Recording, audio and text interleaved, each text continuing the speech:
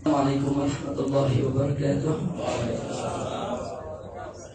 Bismillah, alhamdulillah, wassalatu wassalamu ala rasulillah wa ala alihi wa sahbihi wa mawala. Kepada para habaib, para alim ulama, para kiai, para tokoh, para pimpinan ormas dan segenap ikhwan al-ahibba rahimakumullah.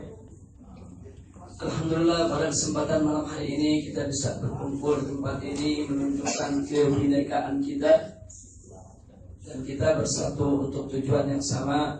Mudah-mudahan Allah memberkahi perjuangan kita semua dan memberikan kemenangan. Amin ya rabbal alamin. Nah, yang ingin saya ingatkan di sini untuk diri saya maupun segenap yang ada di tempat ini, sebagaimana kita ketahui terkait dengan pernyataan Presiden Jokowi di dalam menyikapi rencana aksi bela Islam tanggal 4 November tahun 2016. Nah, di mana di sini yang pertama ingin saya tekankan adalah betapa Bapak Presiden kita begitu sigap, begitu semangat memberikan pernyataan sikap untuk aksi bela Islam 4 November. Akan tetapi sampai hari ini dari mulai mencuatnya kasus penistaan yang dilakukan oleh Ahok, tidak satu kata pun Presiden memberikan sikap. Jadi aksi 4 November yang akan datang disikapi oleh Presiden, tapi akar masalahnya tidak disikapi. Ini menjadi problem besar bagi kehidupan berbangsa dan bernegara. Nah, kemudian dalam pernyataan sikap Bapak Presiden kita, pertama beliau mengatakan bahwa demonstrasi adalah hak demokratis warga, tapi bukan hak memaksakan kehendak dan bukan hak untuk merusak. Terus terang saya tersinggung. Saya juga. Kenapa kita katakan tersinggung, saudara? Karena pernyataan sikap Presiden ini dalam konteks aksi 4 November. Nah, sekarang Jokowi ini mengatakan bahwa mengakui demonstrasi itu adalah hak demokratis kita semua sebagai warga negara Republik Indonesia. Nah, tapi ditekankan bahwa itu bukan hak memaksakan kehendak dan bukan hak untuk merusak. Artinya di sini ada kalimat yang tendensius. Artinya ada tuduhan kepada kita semua, baik dari kalangan nasionalisnya, kalangan agamisnya, bahwa apa yang akan kita gelar nanti ini adalah untuk memaksakan kehendak. Dan ada tendensi bahwa kita akan melakukan pengerusakan. Nah, maka itu di sini ingin kita sampaikan kepada Bapak Presiden dan seluruh jajarannya bahwa aksi bela Islam yang akan dilaksanakan insya Allah pada hari Jumat pada tanggal 4 November 2016 adalah aksi damai untuk penegakan hukum, bukan aksi merusak untuk pemaksaan kehendak. Sekali lagi, bukan aksi merusak untuk pemaksaan, bukan aksi pemaksaan kehendak untuk merusak, bukan.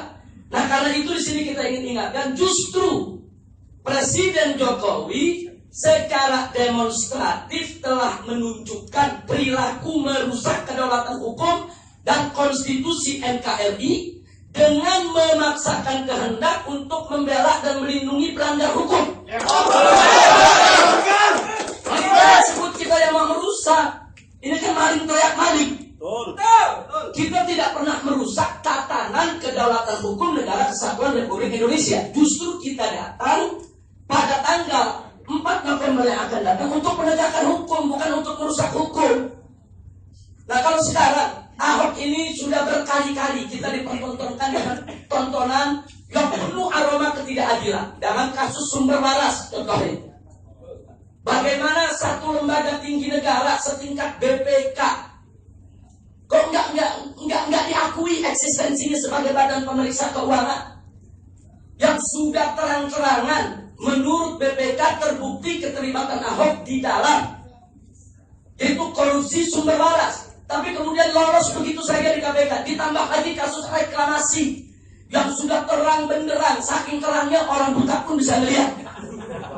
Saking terangnya. Artinya kita dipertontonkan dengan ketidakadilan. Nah, selama ini ada letupan-letupan kecil tentang ketidakadilan tersebut. Baik itu yang menyangkut sumber warasnya, yang menyangkut daripada reklamasinya, tapi begitu menyangkut penistaan agama, letupan itu menjadi ledakan besar. Yang menyatukan seluruh komponen bangsa dari Sabang sampai Merauke untuk melawan ketidakadilan. Dan ketidakadilan ini tidak boleh dibiarkan ya Pak. Dan jelas dalam Al-Quranul Karim Allah menegaskan, dan ini sering kita dengar setiap kita sholat Jumat. Wasiat yang disampaikan di penutup khutbah kedua, Innallaha ya'muru bil adli wal ihsan. Bahwa setiap orang beriman ini diperintahkan oleh Allah untuk menegakkan keadilan dan justice for all. Keadilan itu buat semua, lintas agama, lintas suku, lintas budaya. Apapun sukunya, apapun budayanya, apapun bahasanya, apapun agamanya, nggak boleh kita zalimi ya. Jadi semua harus mendapatkan keadilan yang sama. Ini luar biasa ajaran Islam tentang keadilan ini. Nah sekarang kita dipertontonkan dengan ketidakadilan, dan ini nggak boleh dibiarkan. Karena itu saya ingin mengingatkan diri saya dan semua saudara-saudara saya, termasuk semua pejuang-pejuang kita, baik yang ada di kanan saya, kiri saya, di hadapan saya ingin ingatkan bagaimana tatkala seorang wanita dari kalangan terhormat di zaman Nabi alaihi salatu wassalam melakukan tindak pidana pencurian. Kemudian begitu dihadapkan kepada Nabi, begitu diteliti perkaranya dan terbukti yang bersangkutan memang melakukan pelanggaran, maka Nabi memutuskan dengan hukum Allah, yaitu harus dipotong tangannya.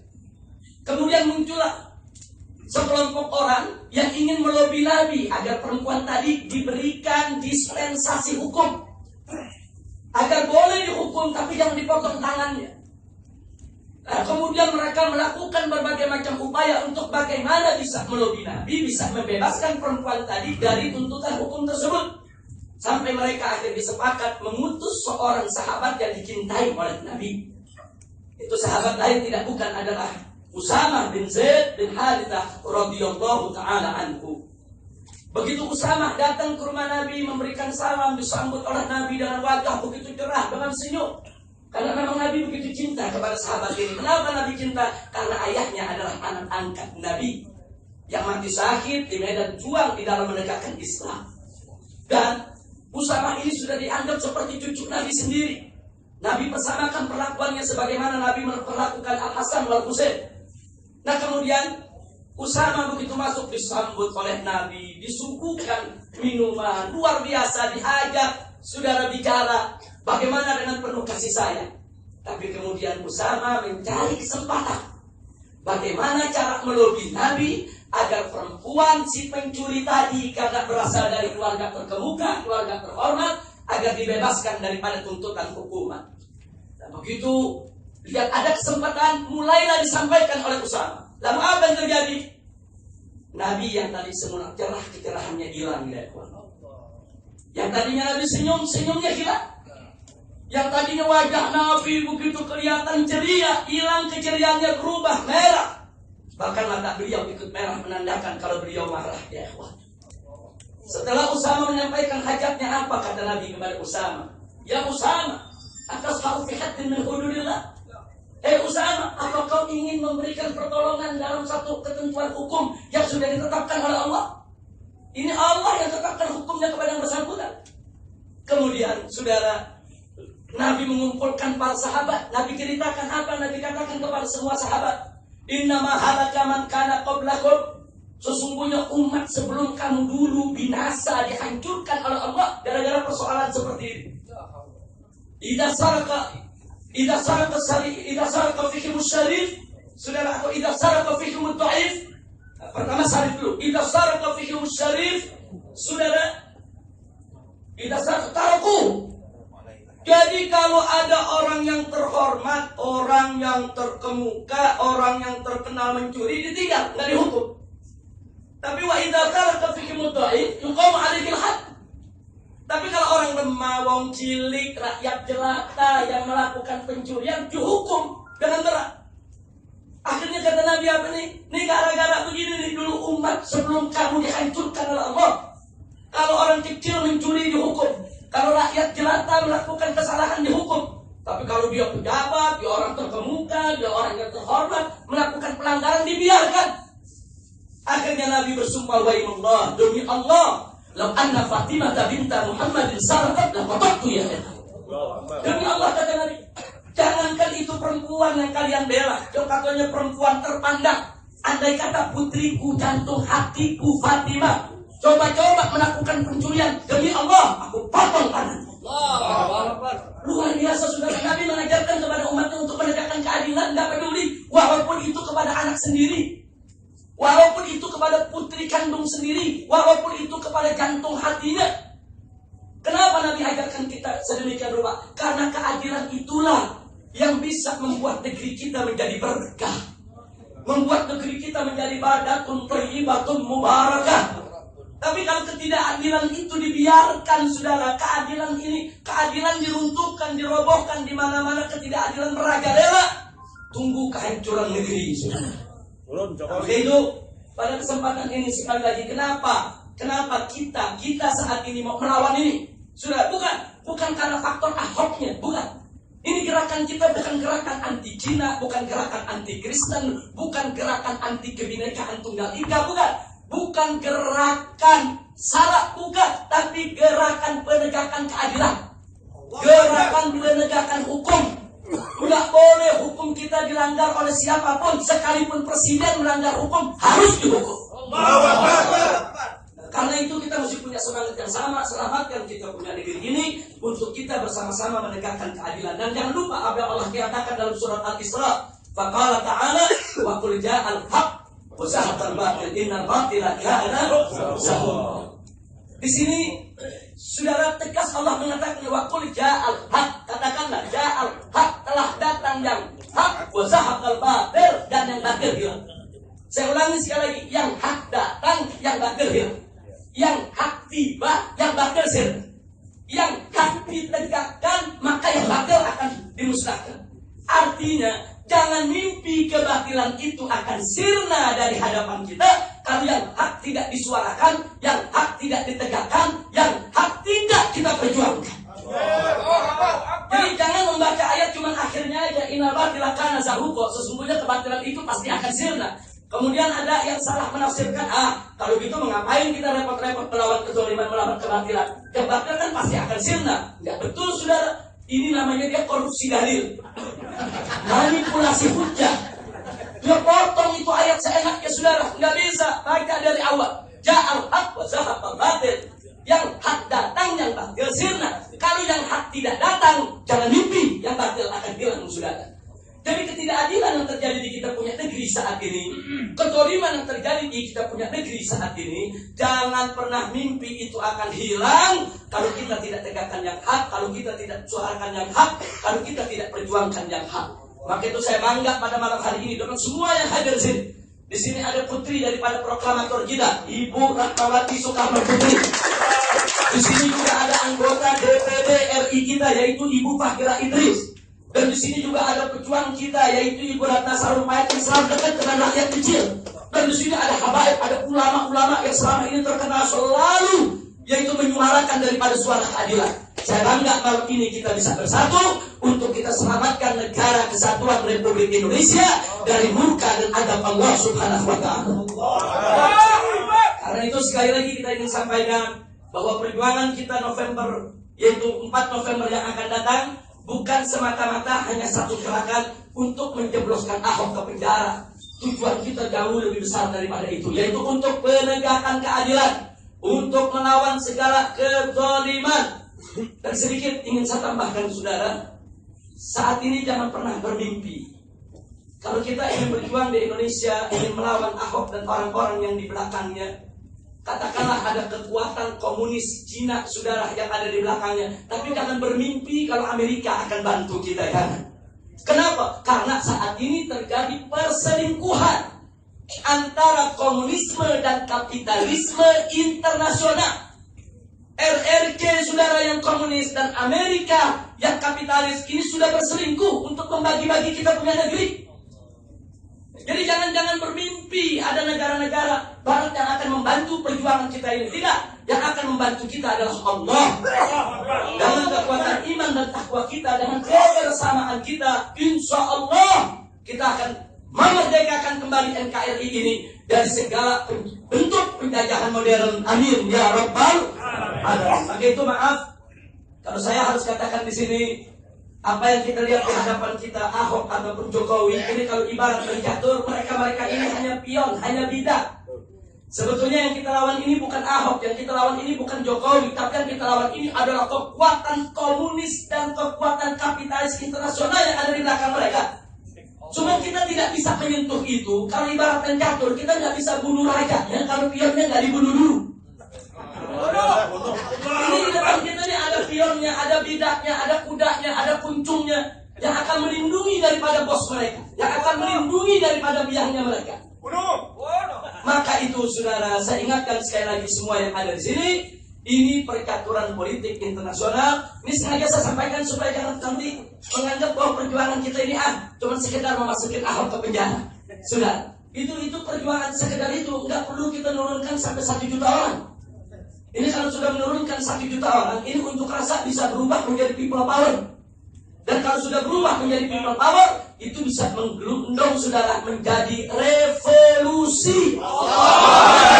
Ini nggak main-main saudara. Nah maka itu tancapkan niat kita, bulatkan tekad kita, tancapkan niat kita, bulatkan tekad kita, dan yuk mari kita ikhlaskan niat kita semua hanya untuk mencari ridha Allah Subhanahu wa taala. Karena itu kalau tadi Bu Ratna ada menanyakan, nah ini kira-kira perjuangan kita sampai di mana? Kami akan bertahan. Pala dari kaki dari kepala, si penista agama harus dipenjara. Dan ini bukan memaksakan kehendak, bukan. Kita sudah sampaikan kepada pihak kepolisian, saksi sudah diperiksa, bukti sudah diuji di laboratorium forensik, saksi-saksi ahli sudah lengkap. Saudara, enggak sampai di situ, kemudian fatwa atau sikap keagamaan MUI sudah ada, dan umat Islam sudah jutaan orang secara akumulatif itu melakukan gerakan turun ke jalan dari Sabang sampai Merauke. Apalagi yang kurang?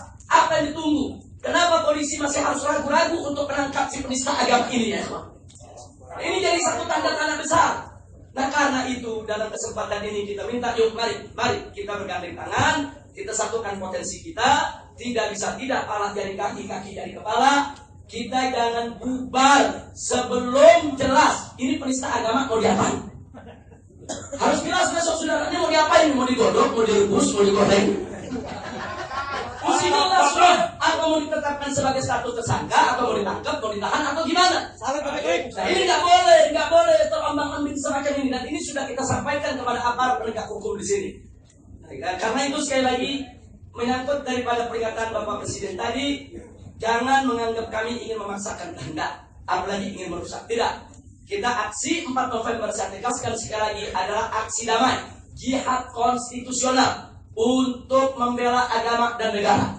Ini bukan aksi anti Cina, bukan aksi anti Kristen, bukan anti yaitu etnik, bukan anti Bhinneka Tunggal Ika, bukan, itu fitnah itu semua. Ini merupakan aksi penegakan hukum, aksi penegakan keadilan, aksi bela agama dan negara. Dan ini nggak boleh dibelok-belokkan kemana juga, sudah. Nah karena itu kita ingin soroti di sini dalam rangka untuk meredam aksi 4 November. Kita lihat bagaimana perilaku Jokowi mencoba untuk mendekati pimpinan partai. Artinya apa? Yang ada di benak Jokowi, yang ada di kepala Jokowi, bahwa aksi 4 November kita besok ini ditunggangi oleh partai, dibayar oleh partai, dibiayai oleh partai. Dia pikir ini partai politik yang mengatur dan menggerakkan gerakan ini.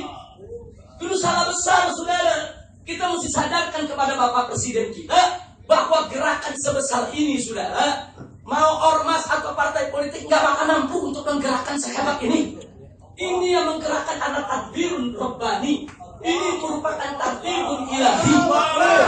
Panggilan ilahi Allah yang menggerakkan hati hamba-hambanya di seluruh Indonesia untuk bangkit, menuntut dan membela kesucian daripada kitab sucinya.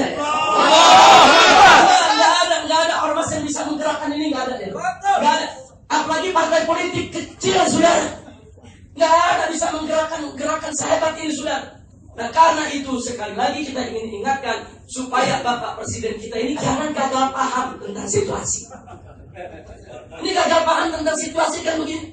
Ini gagal paham kalau bahasa inteleknya ini keterbelakangan intelektual. Tapi kalau bahasa orang Betawi enak. Goblok. Kalau tanya pendekar Betawi, orang Betawi bilang apa? Goblok. Goblok. Jadi presiden kita mesti cerdas dong membaca situasi. Ini bukan gerakan orang-orang politik. Saya mau tanya semua yang ada di sini, saudara. Apa selama ini nih kita kumpul, kita rapat, kita turun, saudara? Apa selama ini kita dibayar oleh pimpinan partai? Apa ada pimpinan partai itu datang ngatur-ngatur kita? Jadi salah alamat Jokowi. Mestinya datangnya ke pusat Bakhtiar Nasir.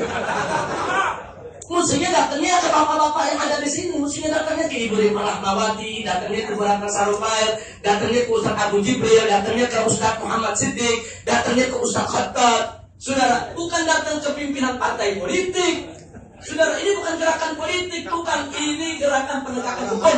Ini gerakan pembelaan daripada negara kesatuan Republik Indonesia. Dan saya sepakat, Bu Rahmawati, sekali lagi saya ingin ulangi di sini, Bu Rahma, yang sebagaimana saya sampaikan kemarin, hampir seluruh gerakan Islam itu sepakat bahwa kita harus kembali kepada Undang-Undang Dasar 1945. Saya ulangi dulu, kembali ke Undang-Undang Dasar 1945 yang dijiwai Piagam Jakarta sesuai dekret Presiden Soekarno tanggal 5 Juli tahun 1959.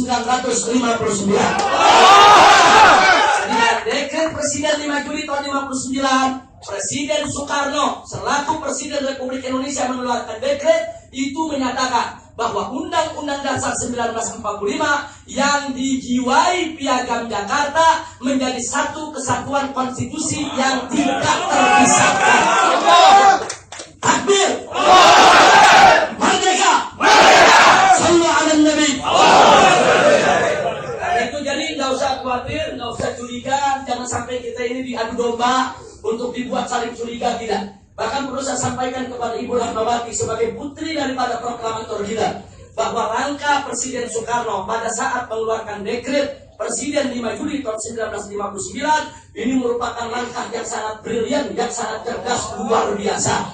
Kenapa? Ketika itu terjadi dua kubu yang saling tarik-menarik, sudah. Yang satu menginginkan Piagam Jakarta sebagai dasar negara. Kelompok yang lain ngotot menginginkan UUD 45 18 Agustus 1945 sebagai dasar negara. Sampai berbulan-bulan mereka itu rapat di parlemen, tidak ditemukan kata sepakat.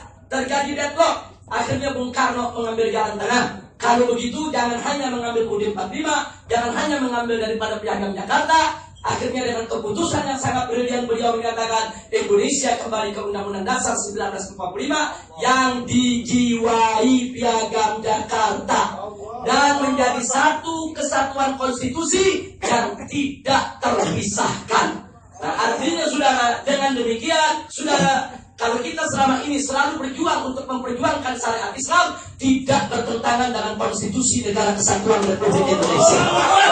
Nah, ini yang ingin saya tekankan. Jadi insya Allah Rahmawati dan yang lainnya kita akan bisa bergandeng tangan, kita akan bisa berjuang bersama, kita akan kobarkan kembali semangat Bung Karno, yaitu untuk memerdekakan kita punya negeri dari imperialisme, dari kapitalisme, dari penjajahan neolib. Dan kita akan bebaskan kita punya negeri dari penjajahan asing maupun asing. Dan mudah-mudahan Allah memberkahi kita semua. Amin ya rabbal alamin. Nah, itu yang ingin saya tekankan pada kesempatan ini. Nah, akhirnya setelah apa yang saya sampaikan tadi, insya Allah mudah-mudahan gerakan besok ini diberkahi oleh Allah Subhanahu wa taala. Nah, sebelum saya akhiri, saya kembalikan kepada Ustaz Bakhtiar yang memandu acara kita ini. Saya ingin untuk kesekian kalinya mengingatkan diri saya, mengingatkan saudara-saudara saya semua sebangsa dan setanah air tentang apa yang Allah firmankan dalam surat Al-Maidah ayat 51 dan 52. Saya pikir kalau yang 51 sudah tidak perlu saya bahas lagi. Itu sudah sama tahu, sering dikupas, dikulas di mana-mana. Yang jelas bahwa surat Al-Maidah ayat 51 itu intinya satu, bahwa orang beriman dilarang mengangkat Yahudi dan Nasrani sebagai pemimpinnya. Yang kedua, Allah sebutkan alasannya, karena kebanyakan pemimpin-pemimpin di luar Islam ini, manakala mereka berkuasa, waktuhum awliya'u ba'din, mereka ini akan lebih mengutamakan daripada golongan dan kelompoknya dengan menistakan daripada atau memarginalkan daripada hak-hak orang yang beriman. Dan yang ketiga, Allah nyatakan di situ bahwa siapa orang Islam yang tetap bandel mengangkat orang-orang Yahudi Nasrani itu sebagai pemimpin, dia termasuk golongan si Yahudi dan Nasrani tadi. Dan yang tidak kalah pentingnya bagian keempat, Allah nyatakan mereka yang tetap ngotot, nggak mau tunduk kepada aturan Allah. Dalam surat Al-Maidah ayat 51, mereka termasuk orang-orang yang zalim. Nah, yang menarik di ayat 52. Di ayat 52 Allah mengatakan faqala ta'ala fataral ladina fi qulubihim marad yusari'una fihim yaquluna nahsa an tusibana dairah fa asallahu an ya'tiya bil fathi aw amrin min indih fayusbihu ala ma asarru fi anfusihim nadimin. Sadaqallahul azim. Luar biasa indahnya informasi ini ya ikhwan. Allah berikan informasi manakala surat Al-Maidah ayat 51 tidak ditaati, manakala surat Al-Maidah ayat 51 dinista, dinodai, saudara, apa yang akan terjadi? Fataral ladina fi qulubihim marad. Dan ini terjadi di zaman Nabi dan terjadi lagi di zaman kita sekarang ini. Apa kata Allah? Fataral ladina fi qulubihim marad. Engkau akan lihat dengan kedua matamu bagaimana itu orang-orang yang di hatinya ada marad, ada penyakit nifak, penyakit hipokrit, penyakit kemunafikan. Apa yang terjadi dengan mereka? Yusari'una fihim. Mereka akan berlomba-lomba untuk membela pemimpin-pemimpin yang zalim, pemimpin-pemimpin yang menistakan agama, pemimpin-pemimpin yang melawan daripada ketentuan Allah dan Rasulnya. Ini akan berlomba-lomba orang-orang munafik. Kita lihat dengan mata kepala kita sendiri. Sudah, bagaimana oknum-oknum kiai, oknum habib, saudara, oknum yang dianggap tokoh Islam, saudara.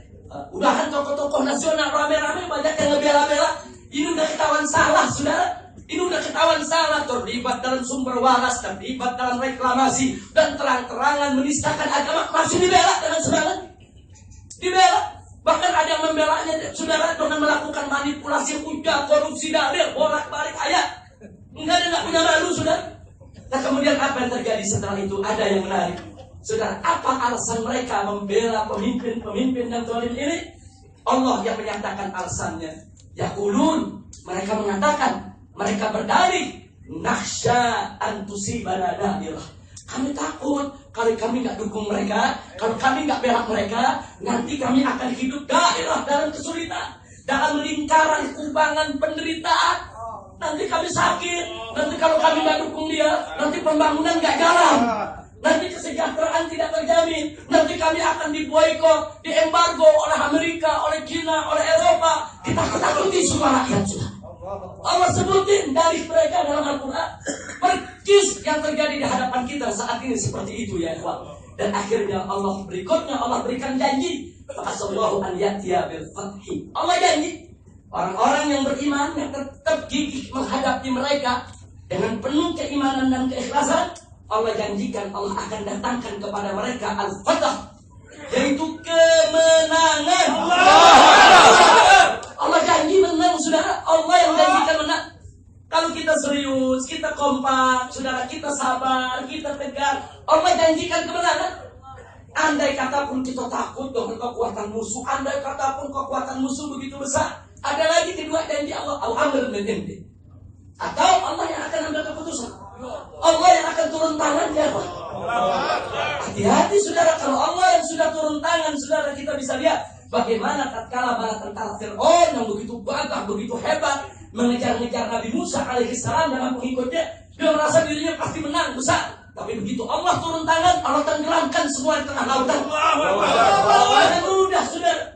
Nah, karena itu saya berharap insya Allah tanggal 4 yang akan datang ini, saudara, pemandangan dan janji yang diberikan oleh Allah Subhanahu wa Ta'ala ini akan kita dapatkan. Mudah-mudahan kita dapatkan kemenangan yang damai, yang tenang, kemenangan tanpa darah, kemenangan tanpa kekerasan. Amin ya rabbal alamin. Tetapi saudara, kalaupun saudara kita tidak memperoleh kemenangan ini, kita tidak tahu. Kalau Allah mengatakan al-amr min indi, Allah yang turun tangan, Allah yang ambil keputusan, maka kita tidak tahu apa yang akan terjadi pada tanggal 4 November yang akan datang. Bisa jadi nanti yang terjadi di luar bayangan kita. Mungkin yang terjadi di luar bayangan tokoh-tokoh nasionalis, di luar bayangan tokoh-tokoh agamis, di luar bayangan semua pihak, di luar bayangan para analis, saudara. Bisa terjadi suatu peristiwa yang begitu dahsyat di negeri ini tanpa ada yang bisa membendung. Kenapa? Karena Allah yang turun tangan.